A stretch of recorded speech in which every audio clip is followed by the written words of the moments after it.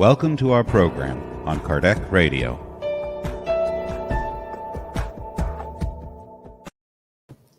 Hello, dear friends, and welcome to Kardec Radio on this very most special day. As we feel embraced by our Master's vibration of love, we have a wonderful team right here ready to join us so that we talk about our Master as a divine educator. What might he be like as Spiritism takes him out of the cross and brings him close to our hearts? Are we willing to learn from the Master? This is what we are here to discuss directly with you, beloved friends. I am Correa, and I will be your host for tonight. And now we would like to bring our very special team that is present here to enhance this beautiful understanding of Jesus as a divine educator, representing the perspective that is unique to Spiritism. So let us invite our friends to join us.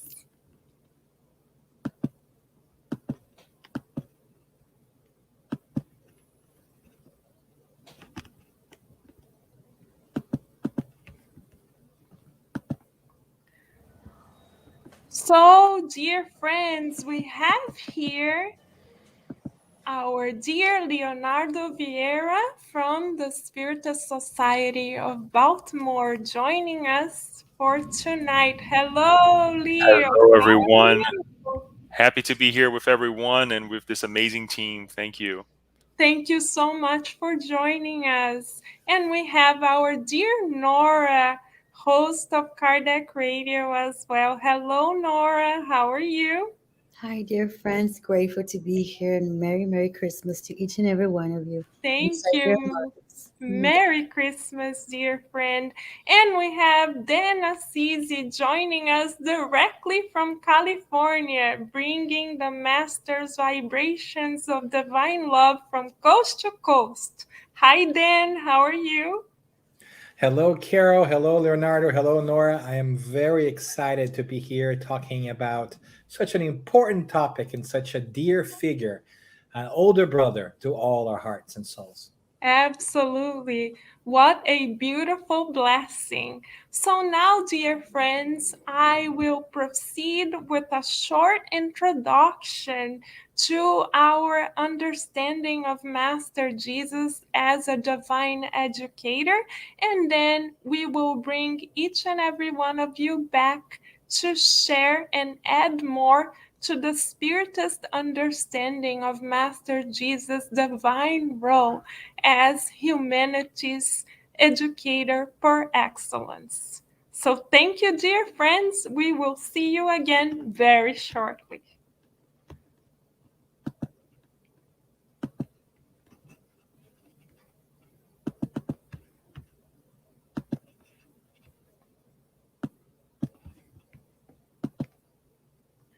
So what a blessing, everyone, on this Christmas day to be talking about Master Jesus as an educator.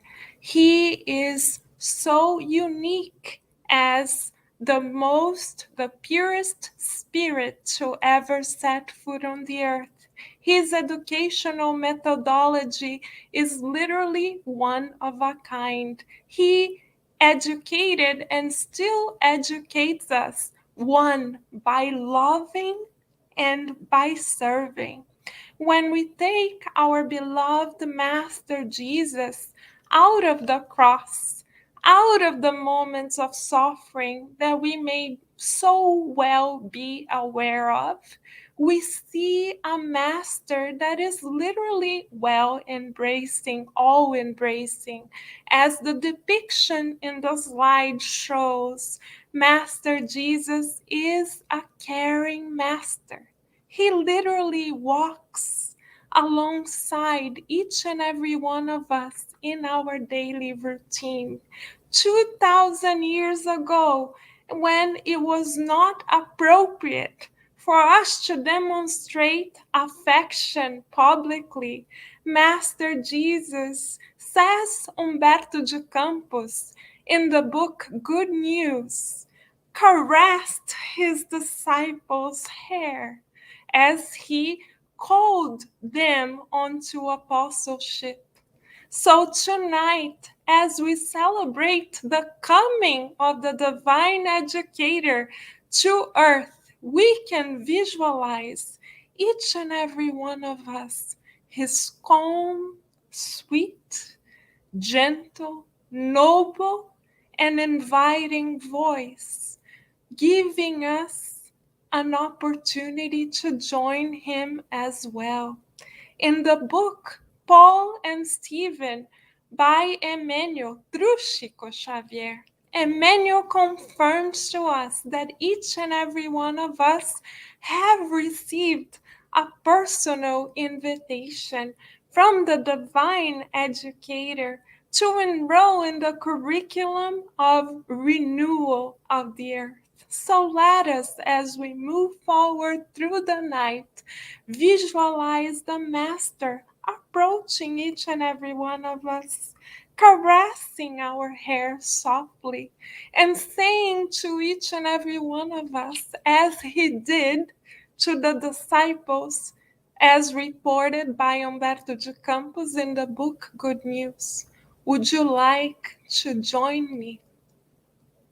So, as we meditate upon Master Jesus' direct invitation to each and every one of us this very Christmas, let us continue looking at the unique perspective that only Spiritism brings to us. In Spiritism and through Spiritism, particularly in the Spirit's book by Allan Kardec, we learn that Master Jesus is our educator per excellence because God assigned him to be our guide and model, to be the governor of our planet, to be our north, to be our compass. We learn the most as students in the school of life when we are able to aim at a model. And through the Spirit's book, the efforts of Allan Kardec, and the illuminated spirits, we have now as a certainty that Master Jesus is the most perfect example of alignment with God's laws that ever was present on the earth. So this is another reason why Spiritism recognizes Master Jesus as our educator per excellence, because he has mastered the very eternal skills and abilities that we are incarnated to master ourselves. And God is so merciful that God allowed him to be incarnated amongst us. And as a loving educator, Master Jesus, as the depiction shows in this slide, already modeled to us his unique educational methodology, prioritizing reaching out towards the universal family when he comes back as a spirit after his discarnation. He does not go to his Holy Mother, Mother Mary, to give us a lesson, to teach us by example. He seeks for Mary of Magdala, inviting us in the school of life to also embrace the universal family as our own, spreading fraternity in all directions. As part of his curriculum as an educator per excellence, Master Jesus did not and does not educate us by simply telling us what to do, by simply granting us a list of priorities, by simply dictating the course of action we shall take. No, dear friends, he is a complete master. And as a complete master, he educates by serving and by exemplifying his very words. This is why he is the most cohesive educator we can ever set foot on the earth.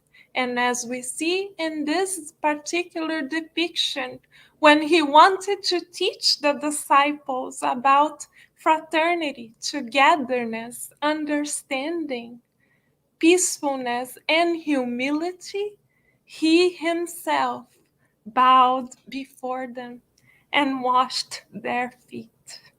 So his examples are imprinted in the psychosphere of our planet because they were and they are very powerful. And they are living depictions that we can access now, thanks to Spiritism and the loving spirits who bring the Master back, now not as a sacrificed lamb, but as a divine companion, as a divine physician, and as a divine educator. So, to help us understand even more about the unique role of Master Jesus as a divine educator, we would like to bring our dear friend Leah Vieira to expand upon our understanding.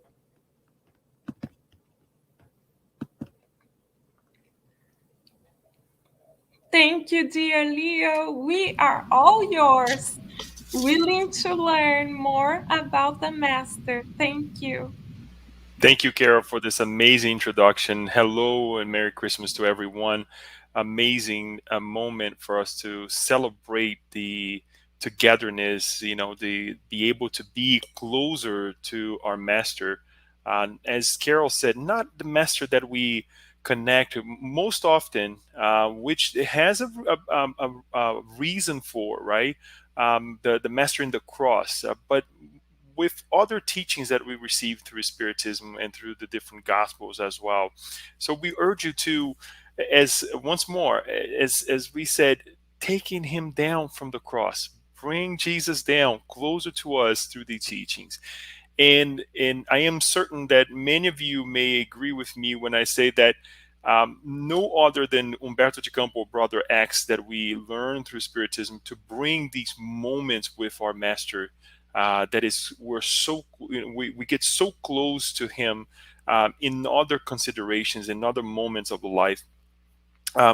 We ought to analyze the life of our Master, not in the suffering of the cross and other moments, not just in the other moments that we see through the gospel, but all throughout. So if we have the ability to read these pages, these different books that are presented to us by Umberto de Campos and other a great spirits that are working through Spiritism, please do so and connect. This moment that I would like to offer here, the analysis that I would like to offer here for this idea of the Master as an educator is actually based on a passage of a book entitled Lázaro Redivivo, Lazarus Revived.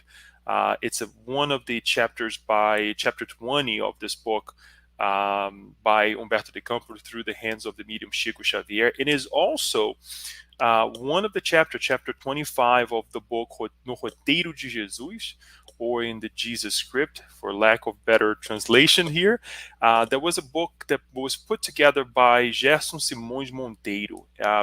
What was done was to compile several passages of the Umberto de Campos to bring us ever more close to this master that we try to learn so much from it, right? And in a way, we're so limited understanding, and we're trying to break this limitation with you today in many ways. So we're going to be bringing some of the highlights of the message, as well as make some interpretation. And I urge you to please, if you can read, pick up a copy of it and read it.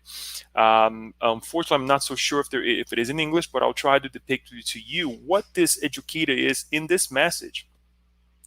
Quite frankly, we would like to say that Jesus is different. The person, if we were to think or to connect with this individual today, would be very different for us today, as it was back in the day, right, 2,000 years ago. And when we go back and we say, wow, this is really interesting. There are certain aspects that Umberto de Campos brings to us in this chapter alone, and many other chapters, as Carol was saying as well in the book Good News as well. We see highlights that are so amazing, right, to us, that it really sometimes, because we're so caught up in the moment or in our situation, we forget to analyze. But here's what Umberto de Campos brings to us. I kept it very simple because at the end of the day, the simplicity of our master and how he dealt with the ins and outs of life or the day-to-day issues was in a very simple way, but very profound in terms of how it stirs our emotions and how it leads our emotions to become a better individual. So the message is around this good admirer of Jesus. His name in the book, in the chapter, is actually Jose of Arimathea. Arimathea was actually a city located in Judea, and it's still not so clear where it was, but we know that this is actually a place in Judea. And I dare to say also that this is Jose, or this is Jose, whichever way we want to pronounce it, is actually the Joseph that is actually mentioned in some of the gospel as the rich man that admired Jesus, or the loving, kind individual who had aspirations to understand the gospel, right? And the highlights that I would like to bring is that this is a man that he admired Jesus so much, but he had some other commitments that it stopped him from becoming a true apostle. Umberto de Campos says the following: he could not readily accept the teachings of the master, nor commit to the new doctrine because of political and racial interest. He continued connected to Jewish traditions while lovingly observing the divine apostle. So the apostolate, so we see that in many times, like ourselves nowadays, we kind of want to follow it, or we follow but from a distance. We follow from our own perspective, our own conditions here, right? So this was the man. This was Joseph of Arimathea, and in certain ways, I mean, he loved the master so much, and he admired what he did for others, right? For the children. There is a great analysis on how Jesus present himself towards the children, right, in general, and he knew quite a bit about it. And the message also brings us closer to how Jesus behaved towards those individuals who came to him for help, and those individuals who came him showing the bolstering, if you will, about their condition on planet Earth, materialistic specifically, and says that therefore, because he knew so much about Jesus and because he esteemed so much Jesus, Umberto de Campos says the presence of the Nazarene Messiah comforted his sensitive and kind spirit, because Jesus knew how to inspire confidence and bring joy to the people. He could not follow him in the position of an apostle, but esteemed him sincerely as a loyal friend. So he was this follower, this kind of a man that says, you know what, this is someone different, right? This is someone, and he was very enthusiastic to tell people about Jesus, to tell people of who he was. It was not just this man, this mystic individual that it was brought forth then for those individuals, for the Jewish community, for the Romans, and whatnot. And every moment that he had, he would actually talk about Jesus. He would actually bring Jesus to the conversation, explaining the things and the good things that Jesus used to do. In on the other side, though, we also is presented a different Jesus by Humberto de Campos when he says the following: Jesus did not fail to attend to the humble brothers who brought him the children of the need and misfortune, but he could not endorse the enthusiasm of friends who used to bring the children of fortune and power. So he uses the words of children of need and misfortune. On the other hand, children of fortune and power. Right, and we see this nowadays today too. We see this, the us, bringing our needs, our misfortune to our master, right? But we also debate on when we bring our sufferings along with the children of fortune and power, right? Because some of the misfortunes that we have, it is caused by the mundane life that we live, the materialistic that we live. And sometimes we're in this case we're invited to really analyze things a little bit different, right? And what are the root causes of our issues, or what is causing my suffering? So nonetheless, we are presented this very different individual, as also they perceive Jesus as a very different individual as well. And he also brings to us that Jesus was fundamentally reserved before intellectual and political authorities, right? He kept a respectful attitude with admirable economy of emotions and words. I'll say it again. He kept a respectful attitude with admirable economy of emotions and words when in contact with powerful people on earth. This is really interesting because he did not reserve himself from them. When people came to him, he was actually very kind to them, respectful, but very reserved. It's not any individuals that fall into the pits of our day-to-day lives, right? Even though he respects everyone's condition and in evolutionary path, if you will. So what happens is we will see that Humberto de Campo brings a situation that happened where Jesus was with Peter, and he see Joseph or Arimathea comes and see the masters and wants to present the master to three friends. Right, it's really interesting because he's like all excited. He comes and say, "Well, I'm thinking, let me go ahead and present to you the master, right? Who is Jesus really?" So he comes to Jesus and he presents these three friends. So number one, he presents Pomponio Commodiano. I'm bringing the names here to kind of like break bring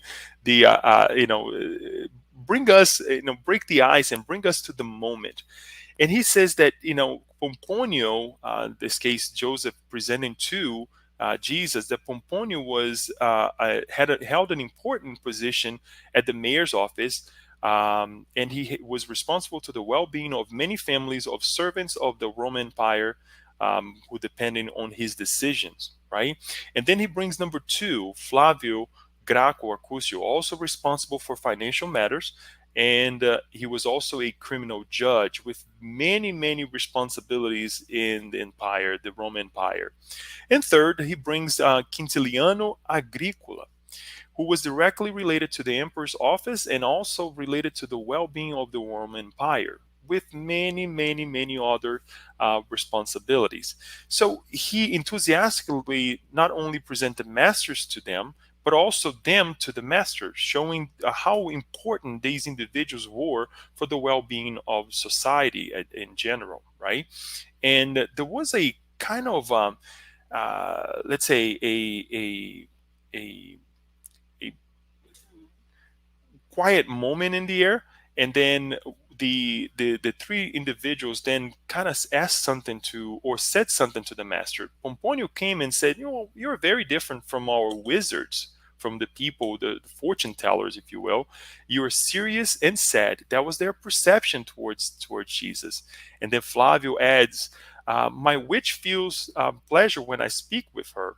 Right? This one, however, referring to Jesus, saying, does not justify who he is. And then, paraphrasing here, Quintiliano says, we have a fortune teller who offers us revelations and signs. And he's an admirable sorcerer as well.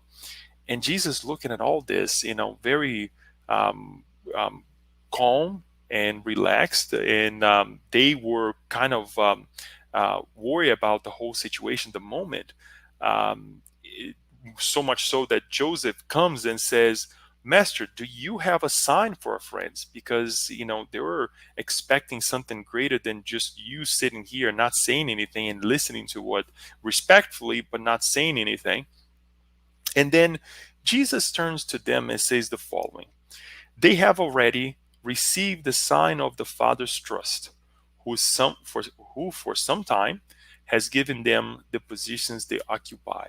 So Jesus comes back and says, okay, all that I have to say to them is that they already received the signs that they're waiting for from our Father, not from me, from our Father, from our Creator, which is actually right now in the position that they're currently occupying. Listen, Jesus didn't need much to say anything, but to bring the responsibility to them to say, okay, if these positions that you so seemingly brought to my attention right now, as you describe your friends, here lies, the importance of your life, right? The importance of your evolutionary path. And then he continues by saying the following: Romans, in truth, there are sorcerers who work wonders and magicians who distract the idle men indifferent to the fate of their own souls.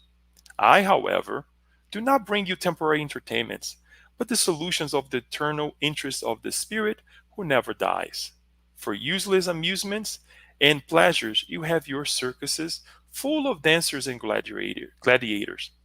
If you desire, however, the living revelation that I bear, examine first how far you will commit yourself to Caesar in order to effectively serve God. And there was this commotion in the air where they start asking questions. Everything got stirred up, right?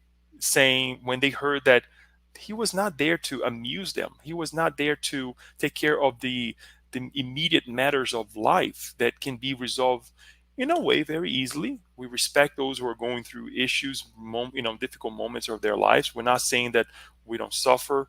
There is a need for us to help one another in the physical matter. Yes, of course. But more than that, I think we need to, or I'm certain that we need to look into this this being that is coming to us and saying, look at the future. Look where we are right now, so we can project ourselves in the future, right? And this is this living revelation that the Master brings to us. Very calm, very quiet, not the one that speaks, that boasts about what he does or in words, but really in examples. To finalize, dear friends, he will say, in truth, however, I affirm that if you fulfill from now on the duties referring to the titles with which you present yourselves, conscientiously serving justice and serving the interest of the public good, in the faithful understanding of the grave responsibilities that you have amused, you will be with the Father from today, and the Father will be with you. So he reiterate the fact that, look, if you do your job in your positions that you described to me, you will be serving our Master, our Creator. You will be, and God will be with you as well. And it's interesting that they get all flustered about this. This revelation to them was a revelation because they were not expecting this, and they unfortunately even missed the fact that as they were talking amongst themselves, that Jesus just gets going with with Peter, and they don't even see the Master leaving. And at any point over here, we see that Humberto de Campos actually says that they were not, or they were doing a good job he mentions what Joseph Arimathea actually brings to us, brings to Jesus in terms of what they were doing in the empire, but doesn't say that they were doing a good job or bad job. Right? It leaves up to us for interpretation. But because their feelings were so stirred up when Jesus says that, we can see that they in fact had not understand their reason in life, at least in their reincarnatory plan, in that reincarnation at that moment, because they get all stirred up, right? And here is the master coming to us and saying, pay attention to where you are, pay attention to your surroundings. What is under your responsibility? Those individuals who are under you, as well as the tools that we have in life to really make our lives better, right? Not only your life, but our lives better. So the message that we see here in terms of this educator is not the educator that says, go and do this, like Carol says, that there is a list of things that you have to check off, but really the individual that comes and says, look inside of yourself. And based on what you're telling me, based on what we are saying, what is your responsibility in life? That is the rescue that the master really brings to us in the analysis of the self, in the analysis of who we are and all that we have.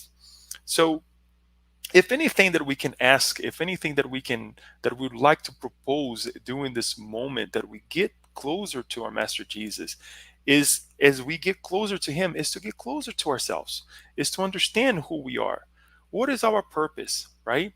And as we do so, I am quite certain that you will be proposing yourself a better life as well. Because if you analyze who we are or where we are right now, and yes, it's okay for us to ponder about the past, not live in the past, but ponder about the past in terms of how can I project myself into a better future, right?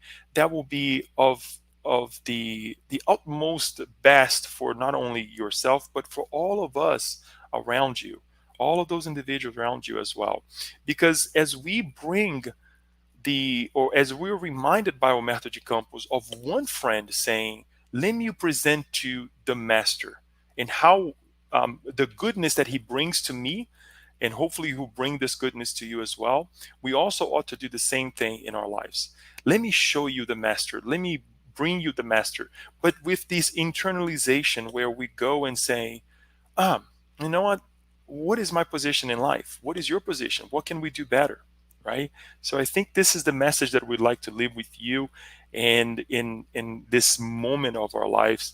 And I'll propose to you that the best, as we dive into this idea of this great educator that we have been brought many, many times over our lives, different reincarnations, and now under the light of Spiritism, bring these moments ever more closer to the master through the teachings of Roberto de Campos and other authors as well. So with no further ado, I would like to pass the word to our dear Carol again, who will bring other friends and bring more enlightenment about this idea of the educator and who the master is for all of us.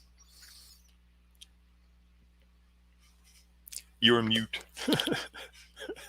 Thank you. I am speechless because the master's lessons are beyond words. So thank you for doing such a beautiful effort in bringing these lessons closer to us through your words, as you left all of us speechless, we are certain. Thank you for this message of hope, and thank you for reminding us, Leo, that our master, as the divine sculptor of God, prepared minutely the educational plan for our current reincarnation, and that we have multiple opportunities to serve God as we educate ourselves towards understanding eternal values. So thank you for this message of hope, and thank you for bringing the master so much closer to us. Welcome. Thank you. And to continue our beautiful 101 personal encounter with the divine educator, we will now bring our dear friend Norah to add even more aspects to our understanding our living portrait of the divine educator. Thank you, dear Nora. Hello again.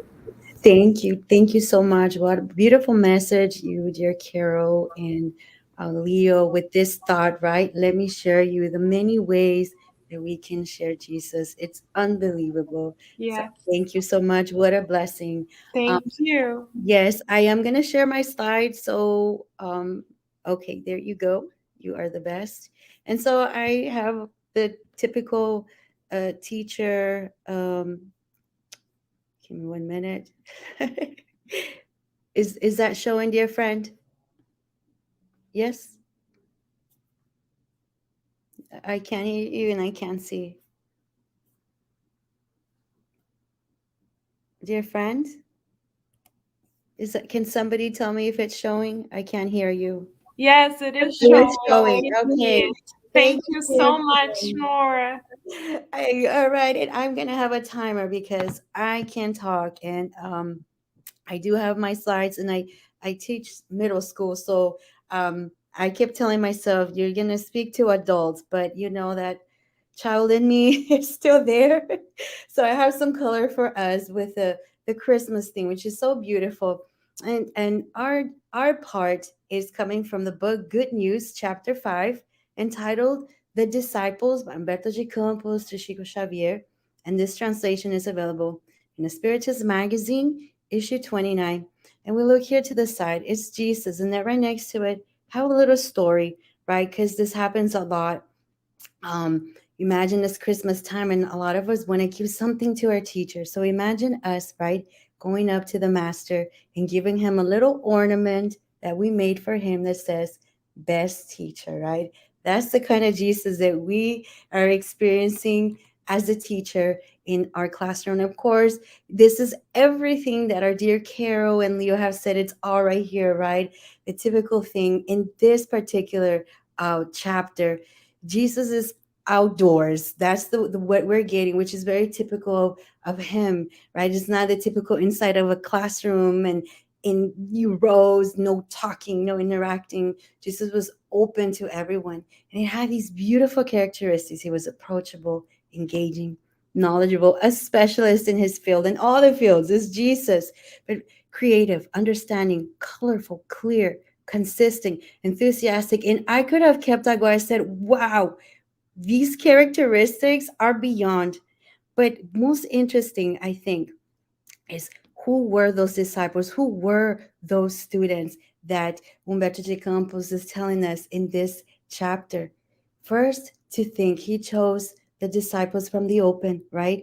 He wanted simplicity, really, like Leo was saying. He was a very simple teacher, but even all the students were all of those that he met along the way, all those numerous people. And so, within his classroom, he really, really focused on working with those students that needed the most help.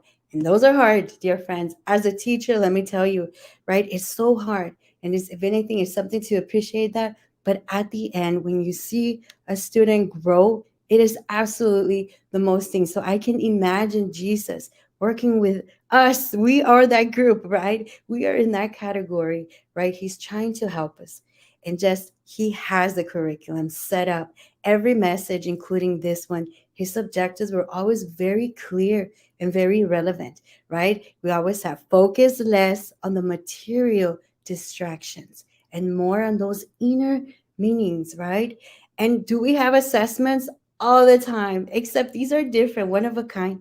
In this classroom with Jesus, as Umberto puts it here, it's at our own pace, right? We say, okay, I'm ready. Let me take this test. And who grades us? Our consciousness. So, what a great blessing. And in this chapter, Jesus was actually taking a different role. As Leo in Leo's, it was him more looking, being insightful and listening, peaceful. In this one, he had made an observation, right? Being a teacher, right? He was, and we know that this is a characteristic also in the book Jesus in the Home. He was listening to the disciples, and the disciples were getting this little habit of being competitive with each other, right? who's teacher's pet, in other words. It happens all the time.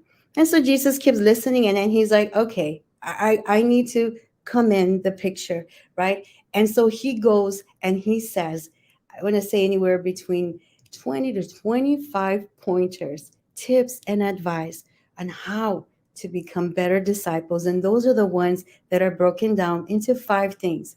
Because in this excerpt, Jesus teaches by enacting God's kingdom, engaging adversity, charting the art of communicating, using strangeness, and modernizing values. Here's the color, dear friends. I can't help it with the Christmas theme. All right. So the very first point is Jesus teaches by enacting the kingdom of God. So what is this enacting that we find throughout this chapter? It's almost like he's stating, he's establishing, right? We look it up, the word authority, but in new pedagogy, we don't see it as rules anymore. We are calling them social contracts, right? So he's saying, okay, guys, time's up. Let's do this. Let's sign the social contract in this space called the kingdom of God. And he uses different references like Father's house, devotion to God, idea of God. Our Father is the one who speaks the will of our Father. And in every description that he tells us here, he is endorsing God and he's handing us the torch like that pen to sign this, guys. This is a light, he's saying, because our path will have meaning in with this kingdom. We have a purpose. And Jesus knew this because he was living it. And we've always, if you're an educator yourself, you learn a lesson and the educator heart is like, I want to share this goodness with you. And that's all he's doing in this chapter. So use the word exhorting because he was being that way, but not because he was angry or upset or no, because he cares. And these are lessons that are the love with a little bit of, hey guys, let's stay in check, right? Because think about this. There are a lot of people who in the future, if we don't take care, they're going to extinct the idea of this God's kingdom. We have to focus. Let's go on this path and let's believe. And don't think that God is something. It's like the way I wanted to portray this. Imagine how velocity propulsors are better, right? There's a catalyst that activates this reaction. And there's so many other examples that we can say God is symbolizing what is this force, this thing that these mechanisms that are working that we cannot see, right? But they're happening. And this is what he's saying. As we're signing this social contract, endorsing this kingdom of God, enacting it, we need to trust God with those eyes, right? And so he is scaffolding for us for sure, right? The next point that he makes is Jesus teaches by engaging adversity. What I love about this excerpt is that he brings that adversity, but at the same time, he's always bringing that goodness to it, right? That solution. He doesn't leave us hanging. And like, for example, he says, if you walk into a house, they'll say, you're not worthy, return that same peace to your heart. If nobody receives you, hey, that's okay. Don't keep those grudges, though. Don't get involved with that energy. Interesting. He says, I'm sending you as sheep to the wolf's cave, right? I'm sending you. You're not alone.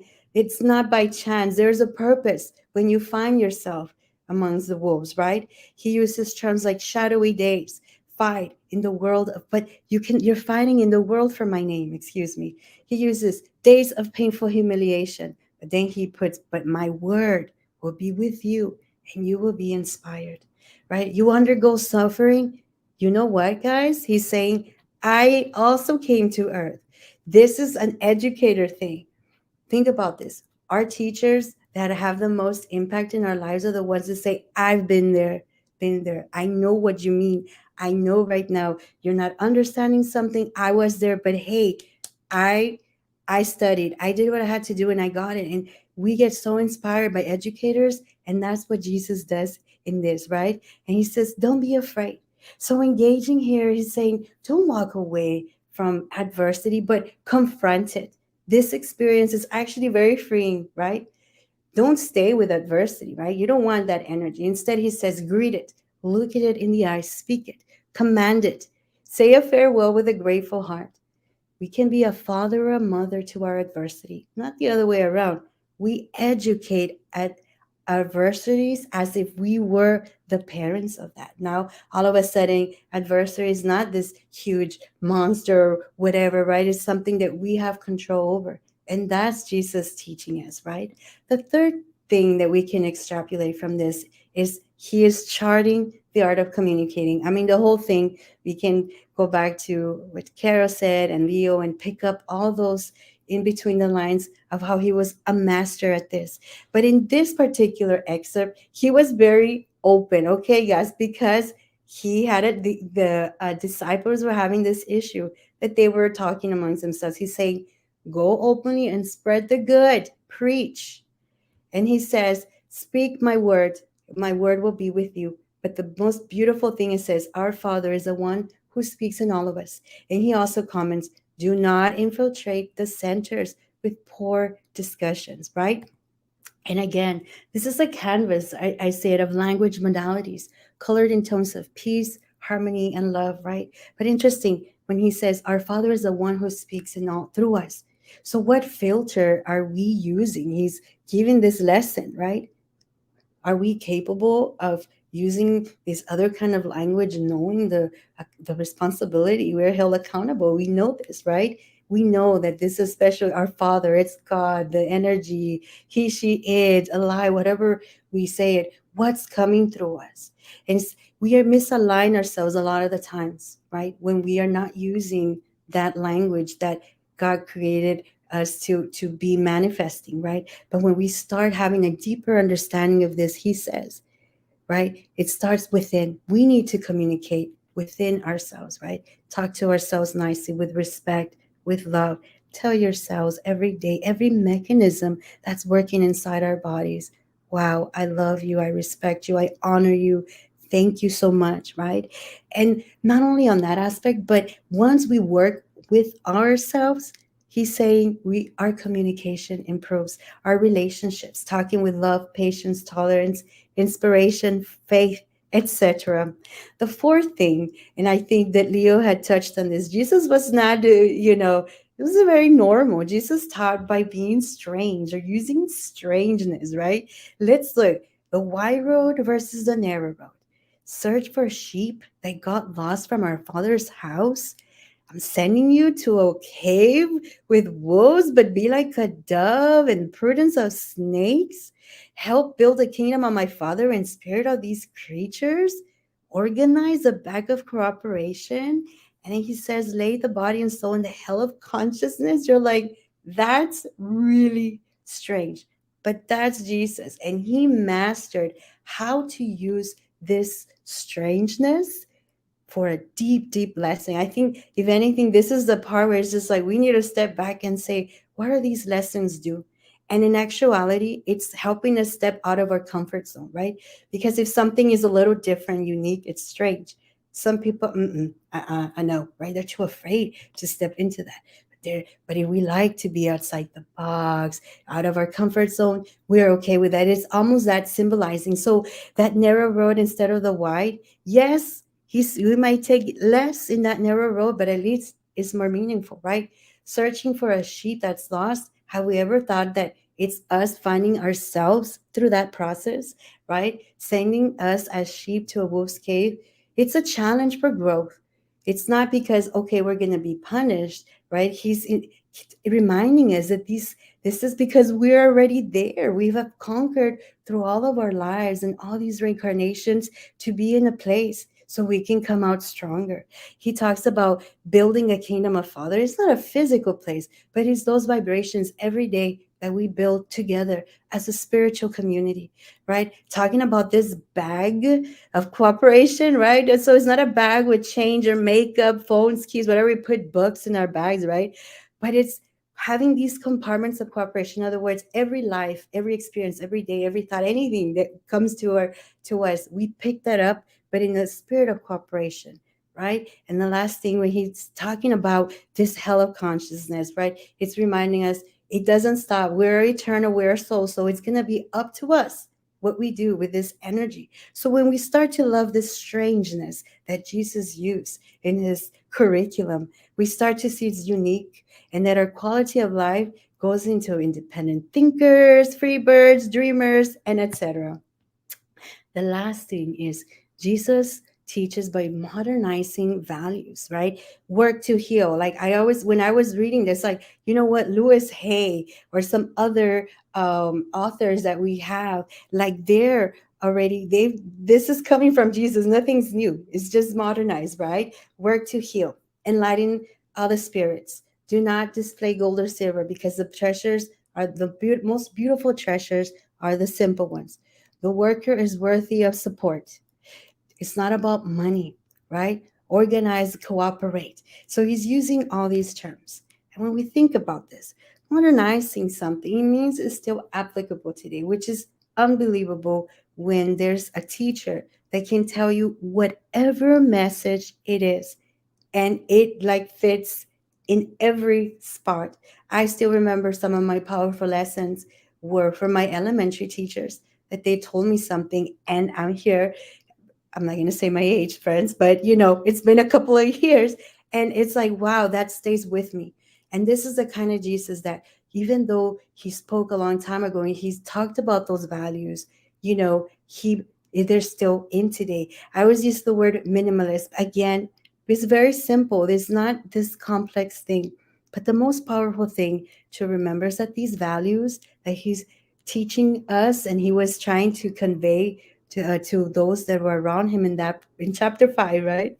They're not written on paper or stone or anything or on our phones anymore. These are values that are inside of us. That's why they're modern, because every life, every reincarnation here or anywhere we go, we take those values with us, right? And these values of being compassionate, to be the light, to be kind, be creative, your success, be forgiven, be loved, be you, etc. Those, they never get old. So, dear friends, of course, teacher and me exit ticket, right? We always got to have an exit ticket. And I saw this picture. I said, oh my gosh, that is such a cool teacher, right? He's just out there. Everybody's where they need to be. And he's talking. And the question is, how will you be a good disciple, right? How will I be a good disciple, right, dear friends? And that is chapter 5. Let me stop sharing. And thank you so much. Oh, my Lord. I gotta Thank go. you, dear Norah, for giving us so much food for thought and let us all reflect upon how each and every one of us shall be a good disciple. The personal invitation from the Master has been delivered. So thank you, dear Norah. And to complement what you have said as well as Leo, thank you so much. If we are English speakers, we can access the book Good News in English through the Spiritus magazine, as Norah referred, and we can have access to the book Roteiro de Jesus, Jesus Script, as Leo mentioned earlier, on Kardec Radio in a program series done by Dr. Vanessa Anceloni entitled The Promised Consoler, or 40 Nights with the Divine Friend. And Dr. Vanessa Anceloni has also studied on Kardec Radio the entire book, Good News. So we can most definitely nourish our souls in English by meeting the Master personally again and again through the Kardec Radio 11 p.m. series. So thank you for bringing all of these beautiful real life examples of our Master to us, Norah, and to complement our encounter with the Master even further, we are now going to bring our dear Dan Assisi to our panel discussion here. Thank you again, Norah.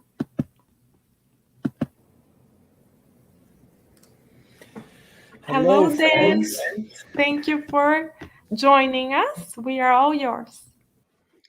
I am so happy to be talking with you today.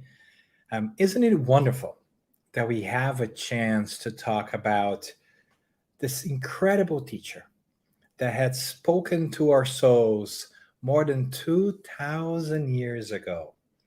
and whose message still lingers in the air, calling for our attention.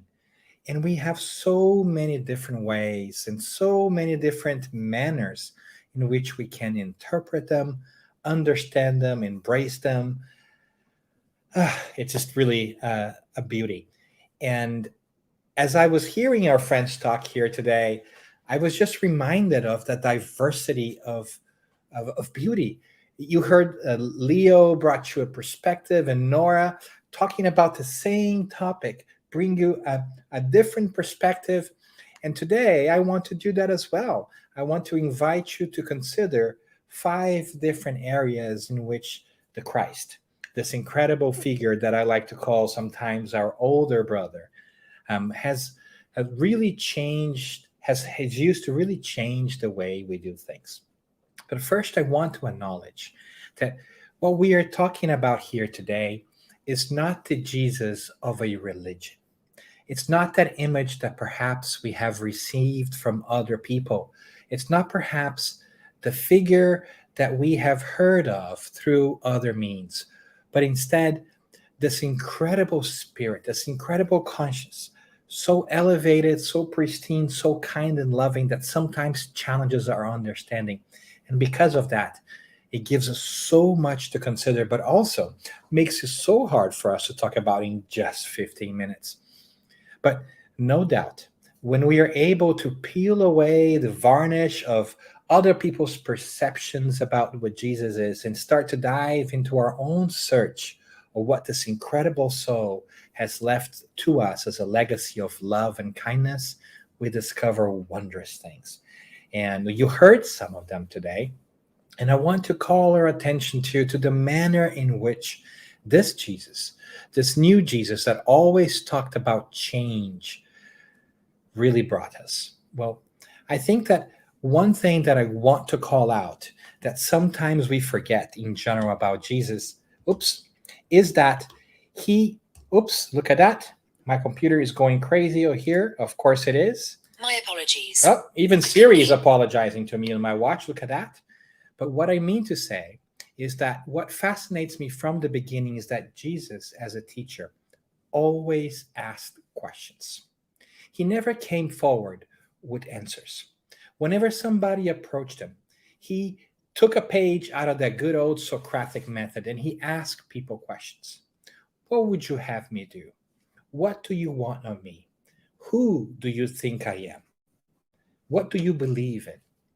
And that is such a wonderful reminder, because by asking questions, Jesus was helping us solidify and clarify to ourselves, what is it that we are searching for? And sometimes I wonder if we couldn't as well benefit from asking questions of ourselves before we cry out for help. Of course, asking for help is always a wonderful thing, but knowing exactly what we need and what we want is equally important. And because time is short, I'll move on. And to the second thing that always fascinates me about the educator, and that is that he accepted people as they were.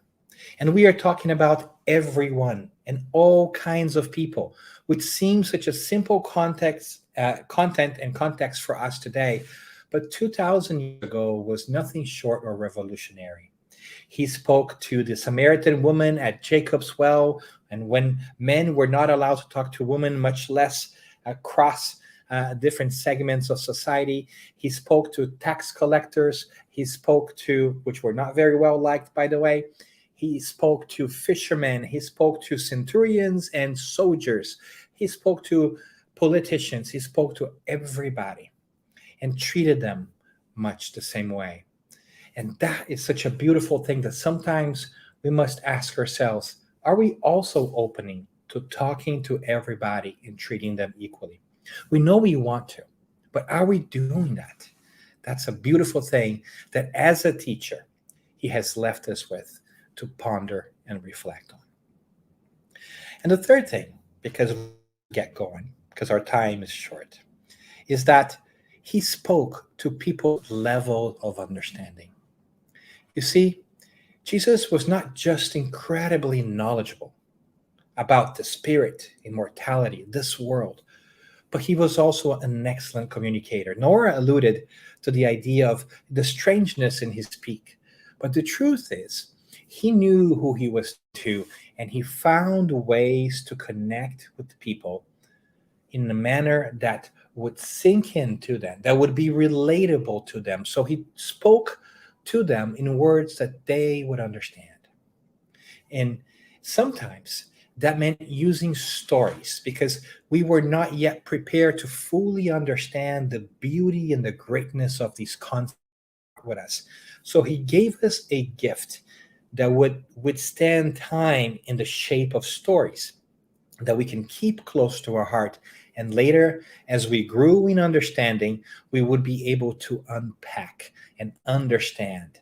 And we know many of these to this day, many beautiful parables left and right in the New Testament that still keep close to our souls.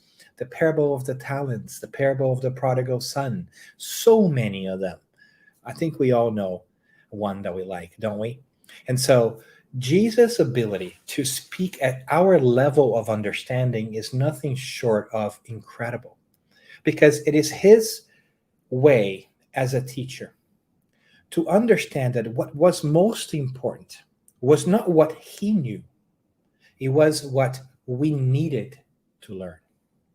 And as he placed himself in our shoes, in that quick second in which he probably looked at our souls while he was talking to us to understand who we were, he was able to understand how we see the world and give us something that is adequate and proper for our level of cognition, our level of overall understanding of the world around us. And that is an incredible teacher, one that can speak to us the way that we understand. He spoke to us during large gatherings and crowds of thousands. He spoke to us in small groups. He spoke to us at home. He spoke to us in the streets. He spoke to us in temples and synagogues. He spoke to us everywhere and every time of the day to different people. And he was always able to let something beautiful stay behind for us. That is a great teacher. I still wonder if we are doing some of that ourselves, if we can tailor our communication style, how we portray our thoughts, how we share our intentions, how we communicate. What is it that we see and want to do or expect of others in a way that it was as clear, as personal, and as impactful as this great teacher, the greatest teacher we will ever have. And that's another lesson that we learn from Jesus from 2,000 years ago. But it doesn't end there because Jesus always spoke to the immortal spirit. And that's something that to this day we're beginning to understand and still struggling with a little bit. You see, sometimes when we ask for help, when we talk to Jesus, we ask for challenges to be solved in the here and now. We ask for solutions to our lives here, to problems we have right now. And although all of that is very valid, when Jesus spoke to us, because he understood that we were immortal spirits that transcended this lifetime and had had many lifetimes before and still have many more to go to learn, he spoke to us of things that not only apply to the here and now, but would apply to us forever. He spoke of kindness, of truth, of joy, of love, of service to others. And he spoke to us in a way that we would understand, even if we could not just yet fully comprehend our spiritual nature. To this day, we still struggle with this, don't we? How many of us wake up in the morning and say, I am ready for another day as an immortal spirit? Maybe not many of us. Sometimes I even jokingly say that we might spend more time brushing our teeth every day for the recommended 4 minutes, 2 in the morning, 2 in the afternoon, than considering yourselves as immortal beings. But Jesus could look at us and know where we were in our path to evolution. And he could give us something that was applicable to our situation, but could also be unpacked beyond. And as we begin to learn more about the field of education in general, we can also say that Jesus not only spoke to our intellect, but he also spoke to our emotions, to our needs, to our expectations, to our fears. In many different ways, Jesus was the original educator when it came to what we sometimes refer to as social emotional learning. He knew that our feelings and our fears needed to be addressed before we could grasp on to something that is so powerful, intellectually speaking, that can free ourselves from our own shackles. So he gives us beautiful and tender stories. He is with us during those moments, as we talked about. Wow. There's so much that we could talk about. There's so many examples of his passages, of his being and of his doing that we could talk about. And that is another aspect that is very prevalent and permanent in all his teachings. He didn't just tell us about it. He lived it. He showed us by example. He just didn't tell us that we were immortal spirits. He lived it. He was crucified and he came back to show that we too will overcome death, win death over death, as he said.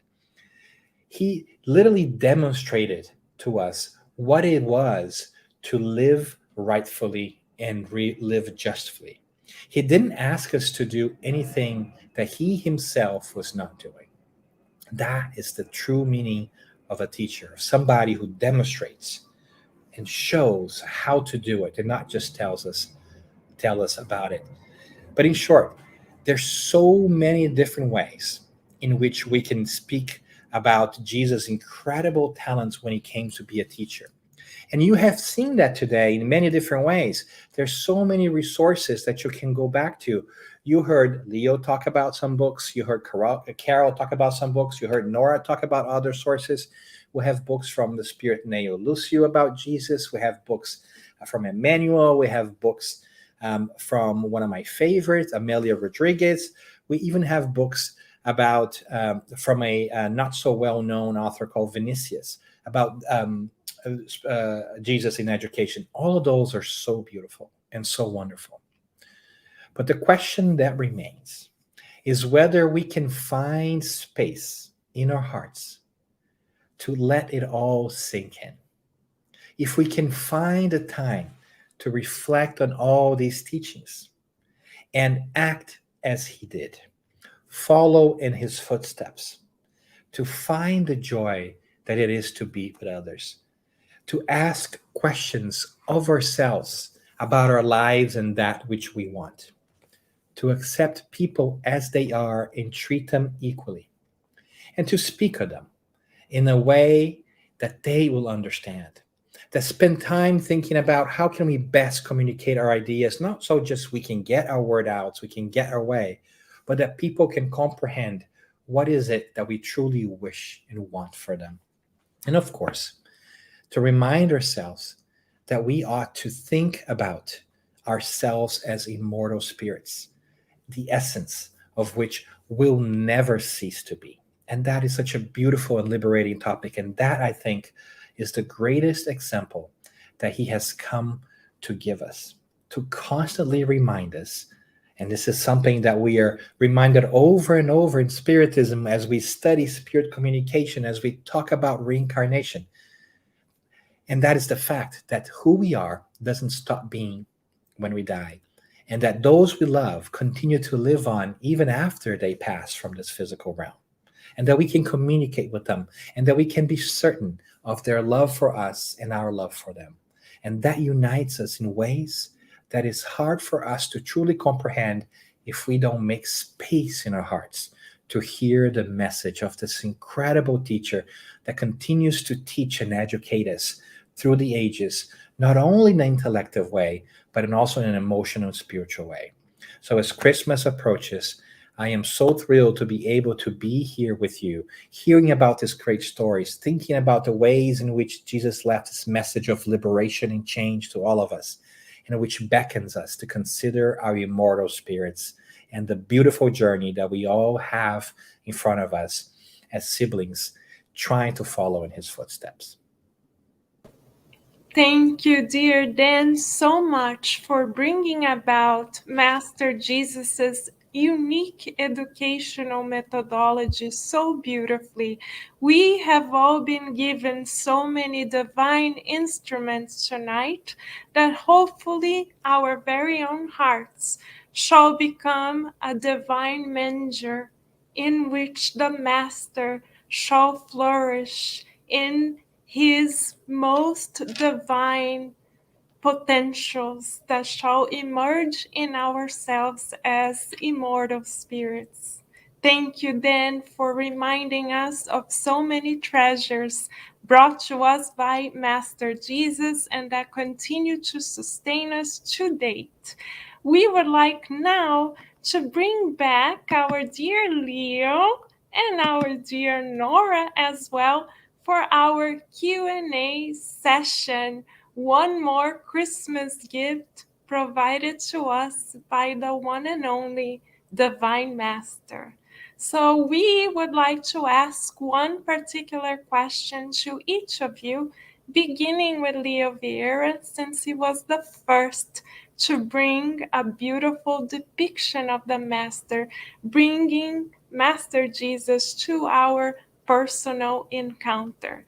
So, Leo, as you presented Joseph of Arimathea to us, and also brought about the fact that his friends, his prominent friends, had the opportunity to meet the Master personally, we noticed through your explanation that though they may have admired the Master, they were not yet ready to become the Master's followers because they were not yet willing to do what it takes to embrace the strangeness, to see themselves as immortal spirits in the terms that were brought to us by Norah and Dan. So, bringing this to us, Leo, close to our hearts so the divine mentor can come from within tonight and we can have our own inner Christmas celebration. Could you please help us meditate upon how we ourselves can go from being mere admirers of the Master, recognizing the beauty of his message, to becoming actual followers of the Christ as an educator? How do you think we could all, including ourselves who are here now, go about this process of inner renewal and transformation? Perhaps this could be the most precious Christmas gift we shall ever receive. What do you think, Leo? I am delighted to be here, and I think this is one of I can't thank it enough to be part of this group, and so enthusiastically spoken by Nora and well said by Daniel. The what I would like to bring here is that two parts that I think was really important to all of us, as Nora said, that our Father speaks through us, right? And how does our Father speaks to us? Work and service, right? And the best way, in a short way, that I can bring this to all of us is through service. I mean, we become just we get out of the comfortable zone of just being that admirer of the Master, of the Jesus, of the parables, as Daniel said, by service, when I put into practice, right? And we quite often shorten ourselves, thinking that to be a good worker of our Master Jesus is to do wonders, to do great things. And we forget often to look into these small things of life that for us seem small, but for some other people that may be right next to us, makes a great difference. We were saying earlier, Carol, that we're among our conversations, of friends, we were contemplating on the idea that sometimes an action that was taken 10 years ago, 15 years ago, or perhaps 30 years ago, that now makes such an impact in our lives that we look back and say, wow, and it was something so small. That is how we come out of that position of just mere admirers, right, of somebody who is teaching us so much. Put into practice, work, and do not doubt yourself. Just by thinking that, oh my God, this is something small, so mundane. Do it and do it well. And this is how Jesus brings to those servants of the empire, saying, look, by you doing well your job right now, the Father, you will be closer to the Father, and the Father will be closer to you. Just do your job. As you described that this job is such an important job for you, do it well. Do it with the heart. Service, not just work. That you get up in the morning, you brush your teeth, and you go to, make a buck or two, or make a salary, but do it with work. Do it with intention. And by doing so, we will become the true servants of God, being closer to God. And it's interesting because he doesn't say that I will be with you and you will be with me. He is actually saying you will be with God. You will be with the Creator, right? So it's an amazing that you brought this question and to mind, and for us to liberate ourselves from the shortness that we put ourselves through, saying, oh, I don't have that great of a task in life. Yeah, well, you are a brother, well, you're a son or daughter of someone. We have our partners. We are sometimes educators, as these two beautiful individuals here, as you are too, Carol. And it's like we can make an impact on someone else's life, and if we put our intent, our heart into it, we will do a great job and be closer to God. So thank you. Thank you, Leo, for reminding us that part of the Master's personal invitation to us is to have the courage to put love into action. And how do we put love into action? Through service. Thank you, Leo. That can definitely be part of our Christmas list, not only today, but throughout the 365 new days to come, and through hopefully many reincarnations thereafter. Thank you. Beautiful proposal. And that segues our conversation back to our dear Norah. Thanks to Leo's response, we now know at least one aspect through which we can become good disciples of Master Jesus. Our willingness to be of service, in the words of Francis of Assisi, to give more than to receive, to love more than to be loved, to be understood. To be understanding rather than to be understood. And that, dear Norah, brings us to our next question. In our current society, that attitude of giving more than receiving, loving more than being loved, understanding more than being understood, forgiving more than wanting to be forgiven ourselves, brings about a strong sense of strangeness in most people.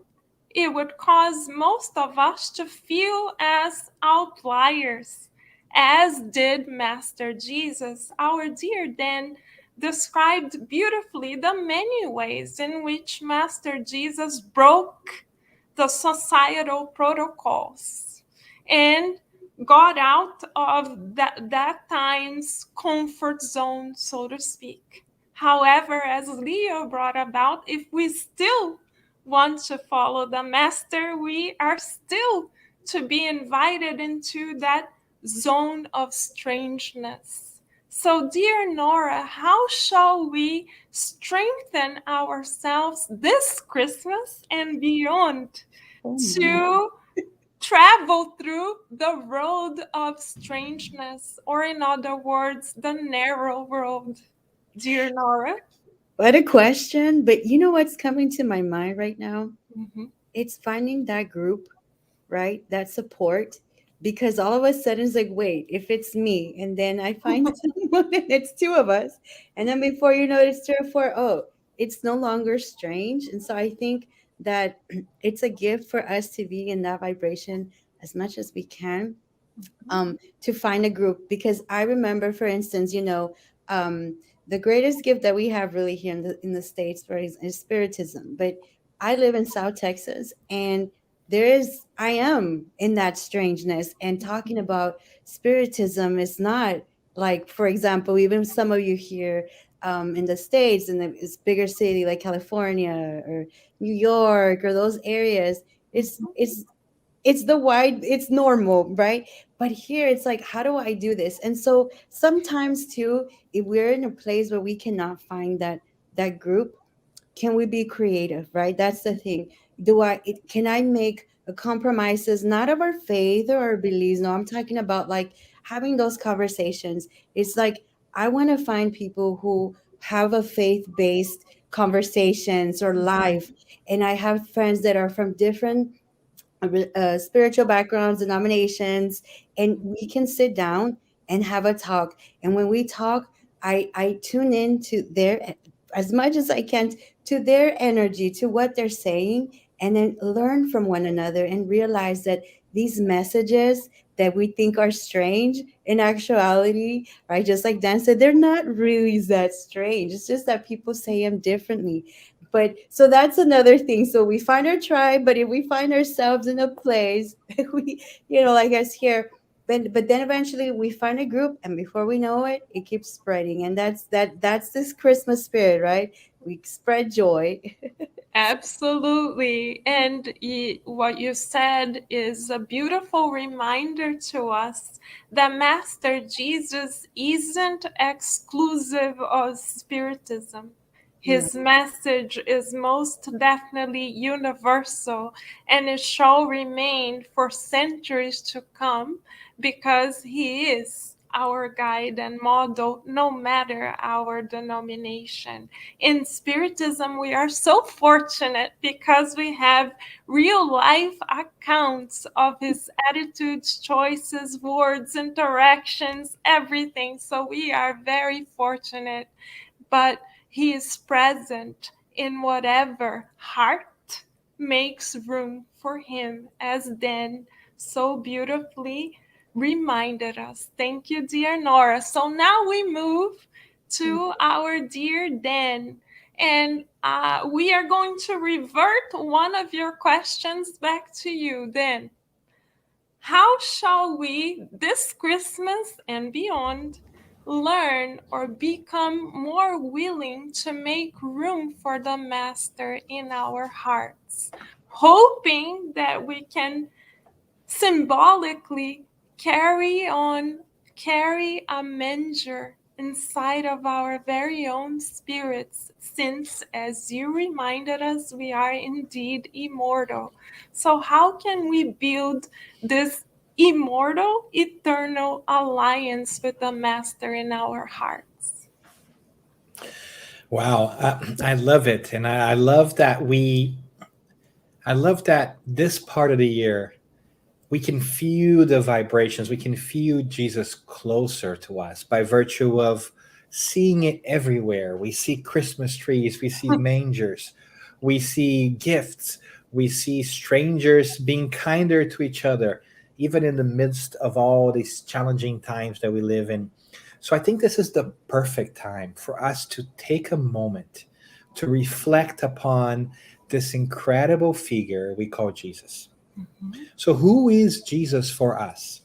And maybe, and just maybe, we might find out that the figure that we have for ourselves in our minds of Jesus is one that we have accepted from other people and not one that we found for ourselves. So, for me at least, it took going back and reading about Jesus and saying, I'll set aside whatever perceptions I've inherited from other people to find out for myself who was this figure that spoke 2,000 years ago, left nothing written, and yet his message of love continues to endure.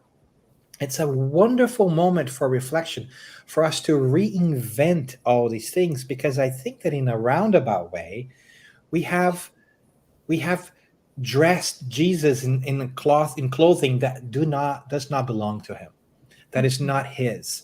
We have put on our desires and our wishes of how other people should behave, and we have called that Jesus perception. So we tell people that Jesus tells us not to do this, or Jesus says that it's impossible.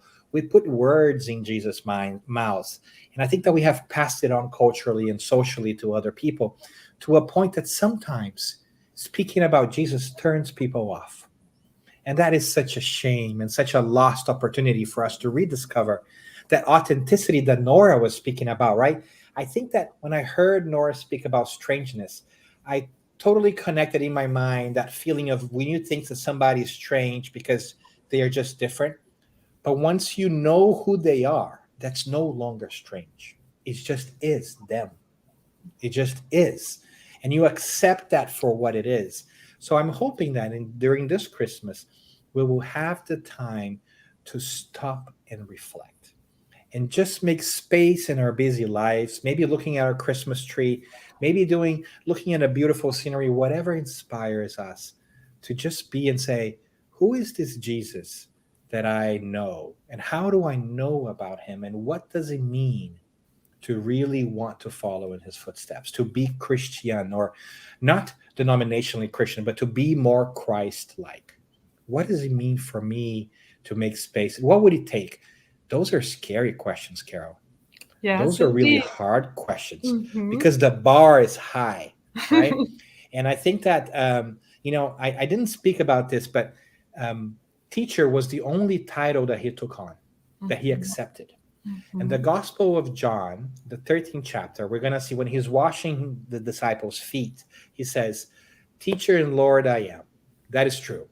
It's the only time that he takes on a title, right? Because people have tried to like flatter him by saying, "Oh, good teacher, good, so good." We're going to say, "Nope, good is my Father." He never takes on a title until that point. He says, "I am a teacher," and then he goes on and he says something like, "I have washed your feet, and you should also wash one another's feet. I have set you an example that you should do as I have done for you." And that's a beautiful moment, right? When he talks about service and doing it for others. And later down the line, there is something that he says on that chapter too, when he says, "A new commandment I leave you, that you love each other as I have loved you." And for me, that raises the bar, Carol, because it's no longer like love one another as you would like to be loved or as others have loved you. Is as I, this incredible elevated spirit, have loved you. Be accepting. Do all those things that you're finding out for yourselves. And I feel like that's the upgrade to the rule, right? There's the golden rule, and then there's golden rule 2.0. When he gives Right. us 2.0, right? When he does that upgrade, it's like, oh, we're like, we got to step up our game. So my Yes. hope is that we can step up our inner game by taking the time to reflect what it would be like to be more accepting, to be more personalizing, to be a better communicator, to be more tolerant, to be more accepting, and all these wonderful things. I mean, he built a team of different people, right? All the disciples were different. Talk about diversity, equity, and inclusion 2,000 years ago, right? Exactly. Like, are Yes. we doing that in our lives? So all these wonderful things, I think this is the moment. The moment is now. He tells us so many times, right? The moment is now.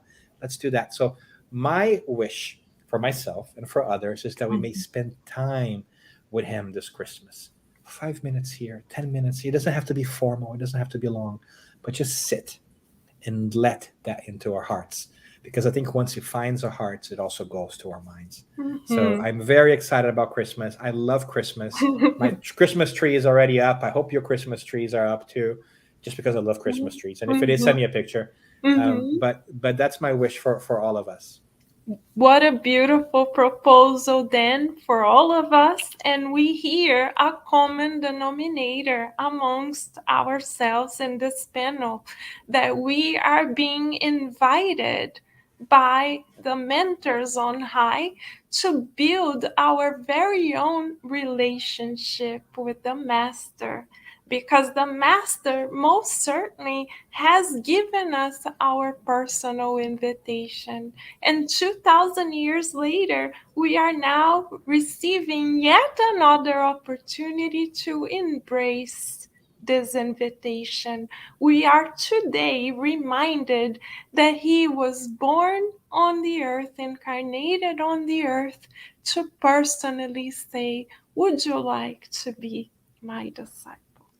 And tonight we are reminded that we shall cultivate a personal relationship with Him so that we can be one with our educator per excellence.